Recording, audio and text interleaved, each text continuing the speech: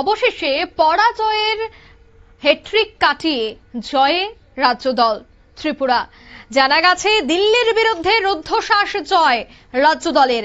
Mustaq Ali টি-20 cricket match চলছে আর সেখানেই জয় হলো রাজ্য দলের, তাও 12 রানে। পরাজয়ের একের পর এক হ্যাট্রিক কাটিয়ে অবশেষে ফিরল জয় রাজ্য দলের ঝুলিতে।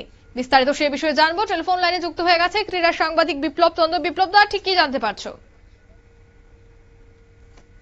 টুর্নামেন্টে এবছর রাজ্য দল আজ তার চতুর্থ ম্যাচ খেলেছে এবং শক্তিশালী দিল্লির বিরুদ্ধে আহমেদাবাদে এই ম্যাচ, এবং এই ম্যাচ নিয়ে কিন্তু একাধিক ভাবে প্রশ্ন উঠেছিল যে আহমেদাবাদ মাঠে দিল্লির বিরুদ্ধে রাজ্য দল ঘুরে দাঁড়াতে পারবে কিনা।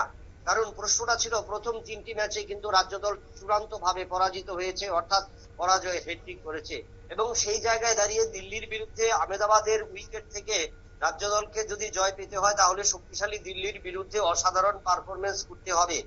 এবং সেই নির্ধারিত 20 ওভারের ম্যাচে রাজ্য দল আজকে কিন্তু টসে জয়লাভ করেছে এবং রাজ্য দলের অধিনায়ক মণিশঙ্কর মুরা সিং টসে জয়লাভ করে উইকেট দেখে কিন্তু প্রথমে ব্যাটিং করবার সিদ্ধান্ত নেয় এবং সেখানে নির্ধারিত 20 ওভারে 5 উইকেট হারিয়ে 157 রান সংগ্রহ করেছে। এবং সেখানে অলরাউন্ডার মণিশঙ্কর মুরা সিং অর্থাৎ রাজ্য দলের অধিনায়ক 28 রানে অপরাজিত ছিল, যা ছিল রাজ্য দলের পক্ষে উল্লেখযোগ্য ইনিংস।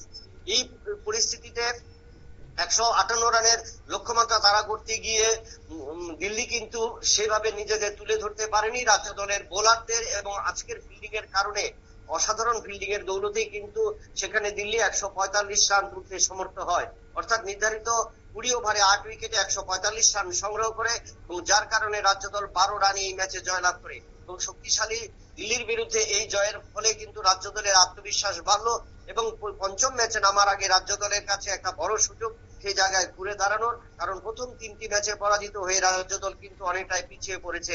তাই শেষ 4টি ম্যাচে যদি রাজ্য দল নিজেদের জয় তুলে আনতে পারে তাহলে কিন্তু সেই জায়গায় রাজ্য দল কোয়ালিফাই করার একটা সুযোগ থাকবে।